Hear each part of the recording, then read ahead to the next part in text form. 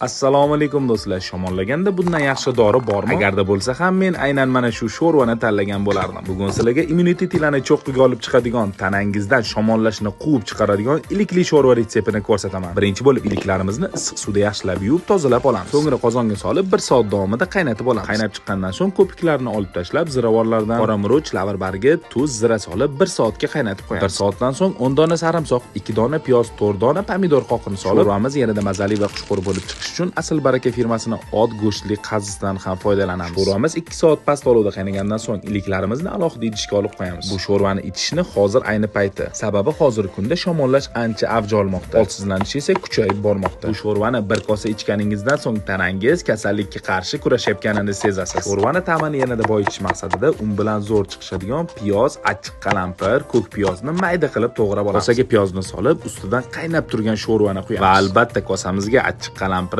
ko'k piyoz, to'g'ralgan qazini solamiz. Bu sho'rvani oldindan to'g'rab qo'yilgan qotgan nonsiz tasavvur qilish qiyin. Ba'zida xonadoningizdan kasallikni quvib chiqarish uchun bir dona issiq taom ham yetarli bo'ladi. Do'stlar, video yoqqan bo'lsa obuna bo'lib qo'yishingizni esdan chiqarmanglar. Kommentariyada fikrlarni kutib qolaman. E'tiboringiz uchun rahmat. Ko'rgan vaqtingizga rozi bo'linglar.